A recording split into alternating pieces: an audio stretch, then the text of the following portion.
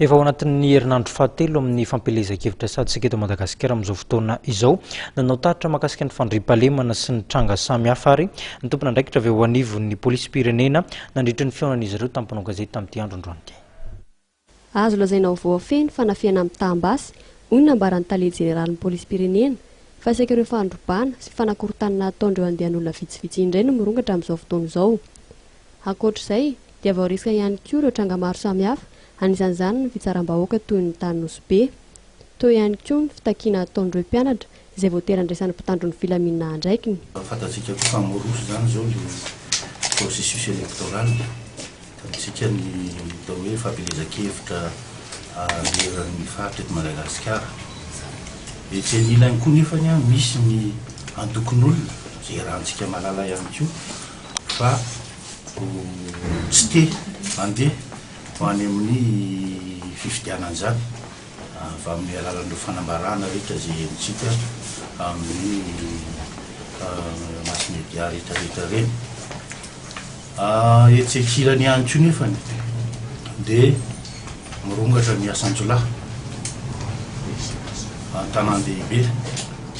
Sotran'Andriamanitra aloha fa eto Antananarivo zany teo anatin'ny andro maromaro zay dia tsy misy attaque à main armée fa ny vol avec effraction misy misy koa vol tentative de vol avorté noho ny hoe célérité an'le intervention fa le attaque à main armée zany aloha dia efa atao hoe plus ou moins voafehy ihany zay koa moa nahazo an'le fitaovana misimisy ireo voiture anaovana an'le patrouille sy ny rehetrarehetrarehetra.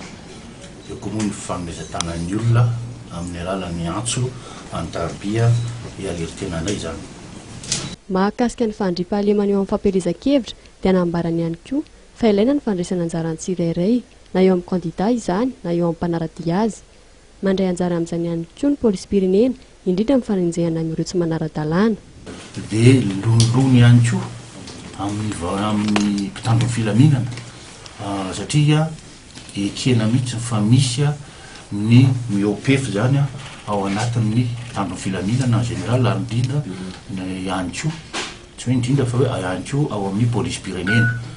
Fa misy moa zany ezaka atao hanamafisana an'izay fitokisam-bahoaka zay satria anisany hoa zay akoatrany hoe mety hoe fanararotana sy ny sisa dia anisany mahatonga an'izay ny tsy fitokisana ny force de l'ordre.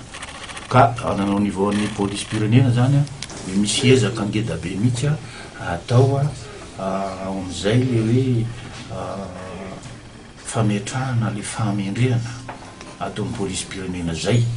Entina hanatanterahana azy moa dia efa misy moa syna petraka ary efa mafisina dia le système de coaching zany hoe ny directeur centraux rehetra y compris ny directeur général dia manana faritra miandraikitra faritra roa na telo dia io zany coordonné miharmoniser mistimuler le asan'le any toerana tsy hoe tsy mahavita le olona any fa ilaina zany coordination ilaina ny harmonisation mistimuler koa za teo ny asan'le any amin'ny faritra any mba hametraka an'izay hoe indrindraindrindra izay fahamendrehan'izay fa amin'ny alalan'ny fampanajana ny lalàna.